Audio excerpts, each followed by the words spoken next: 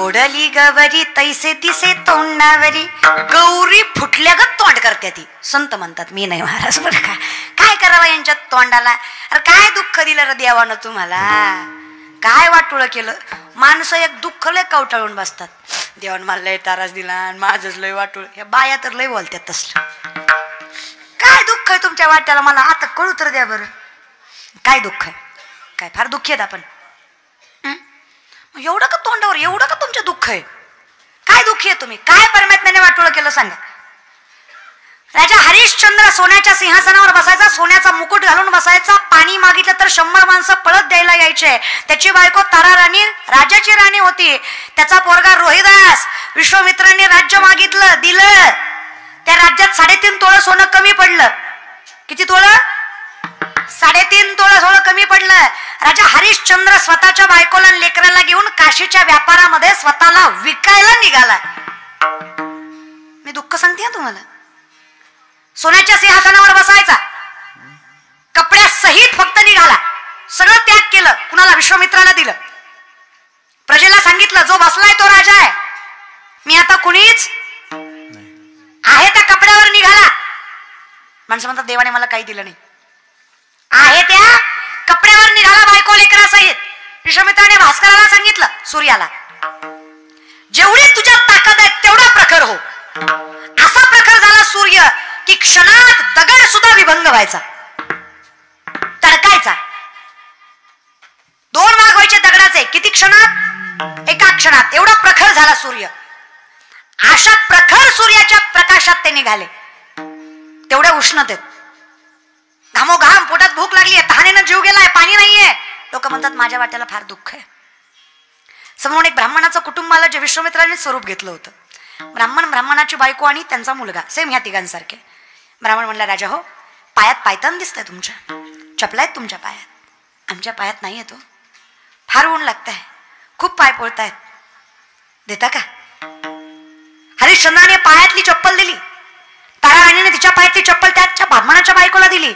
पोरगाला सांगावं लागलं नाही. पोराने पटकन आपल्या पायातली काढली आणि त्या पोराला दिली. शुद्ध बिजा फावे तया. समजता ना? हे तिथून आलंय. सांगावं लागलं, मूळचं आहे ना. बिना पायतनाचे तिघ उन्हा तानाचे. पुढे आले तो, पायाला भूक लागली, तहान लागली. कशी तरी काशीच्या बाजारात पोहोचले. काशीच्या बाजारात तिघ स्वतःला विकतायत. घेता का आम्हाला, घेता का आम्हाला? कोण आहे? राजा हरिश्चंद्र आहे. मला विकत घेता का म्हणून विनवणी करतोय. पहिलं गिराईक लागलं तारा राणीला आणि गिराईक लागलं वेश्येचं. वेश्या म्हणली, एवढी सुंदर स्त्री आहे, ही जर माझ्या धंद्यात आली तर माझा धंदा दुपटीनं चालेल. म्हणेल तेवढे पैसे व्यापाराला दिले आणि तारा राणी घेतली. स्वामीच्या चरणावर मस्तक ठेवते.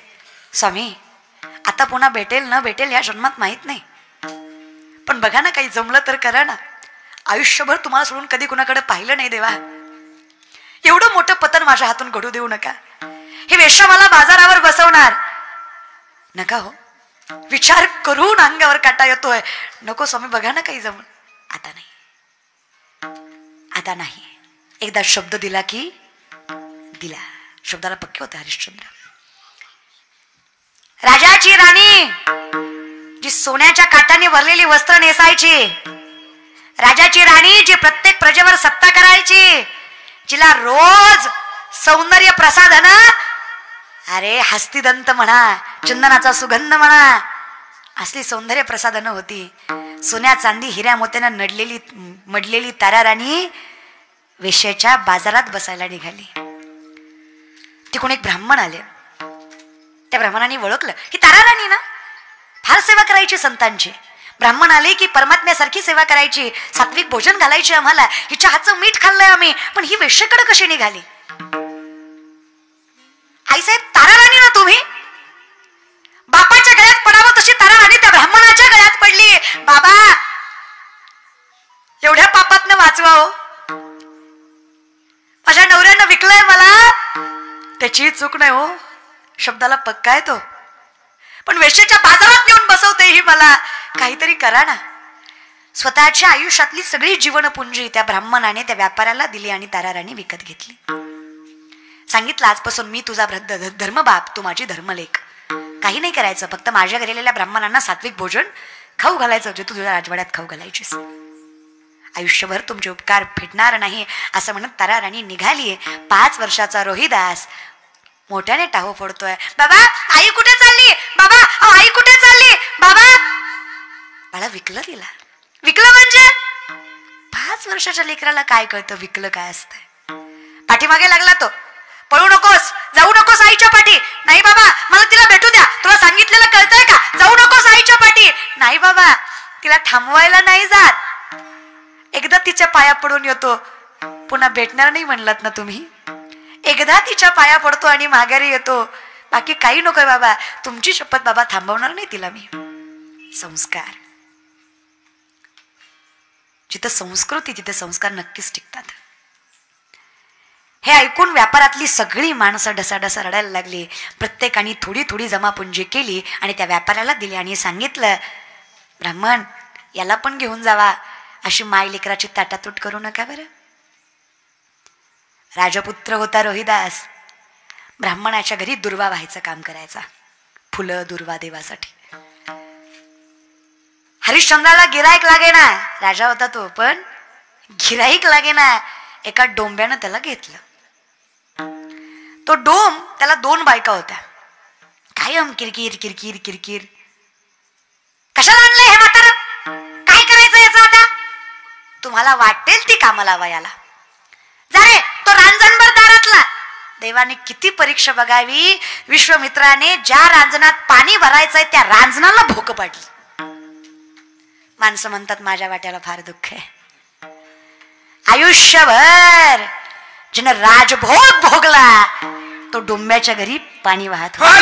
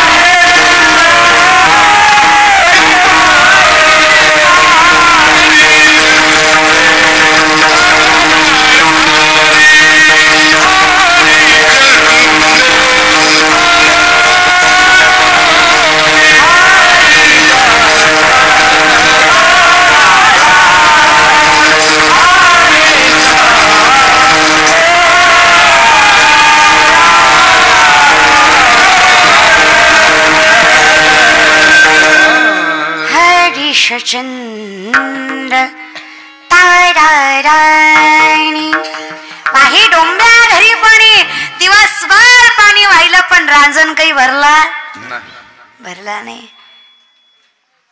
जिथं राजाच्या कौतुकाने प्रजेचं तोंड थकत नव्हतं त्या राजाला या डोंब्याच्या 2 बायका शिव्या देत होत्या. नुसतं नाटक करतोय. दिवसभर घागरीने लट्टीचवर पाणी भरलं नाही रांजणात. ठेव ना याला इथं. आता मात्र डोंबाने त्याला स्मशानभूमीमध्ये कामाला लावलंय. काय काम स्मशानभूमीमध्ये? 1.25 शेर खिचडी घ्यायची जी हरिश्चंद्राने खायची आणि 1.25 मीटर कापडा जो मालकाला द्यायचा. आणि हे 2 गोष्टी दिल्याशिवाय मड जाळायचं. शब्द आहे मालक, जाळणार सव्वा शेर खिचडी, 1.25 मीटर कपडा. लक्षात ठेवा. इकडे रोहिदास खेळायला गेला आणि परमात्म्याची अजून अवकृपा. खेळत खेळत त्याला सर्पदंश झाला. सापाने चावलं त्याला, तळमळायला लागला, प्राण कंठापर्यंत आला. सवंगड्यांना सांगितलं, ए मित्रांनो, ए सवंगड्यांनो, इकडे या रे, मरतोय म्हणून सांगतोय बर का, मी साधा सुद्धा पोरगा नाही, मी तुमच्या राज्याचा राजपुत्र आहे.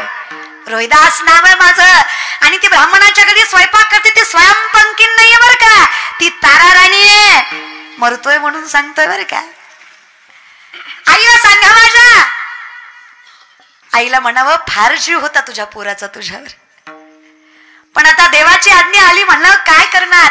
5 वर्षाचा रोहिदास सांगतोय. आईला म्हणावं, माझ्या मड्याकडे बघून रडू नको बरं का, कारण मी जर तुला वर्ण रडताना पाहिलं तर माझ्या मनाला चांगलं वाटणार नाही. माझी आठवण काढली तर कायम तोंडावर हसू राहू दे. हे 5 वर्षाचा रोहिदास आपल्या मित्रांना सांगतोय की आईला जाऊन सांगा. संस्कार दिसतात याच्यामध्ये. आणि बाप असा, माय अशी, पुत्र असाच असणार ना माऊली. हे सवंगडी पळत पळत गेले. आईसाहेब, रोहिदास मेला बरं. पळत पळत पळत पोरगा मेला म्हटल्यावर काय वाटलं असेल तिच्या जीवाला. हृदय फाटलं त्या माय माऊलीचं. रोहिदासा म्हणत म्हणत पळत गेली आहे तशी पोराला बघितलं, निळं शरीर झालंय पोराचं.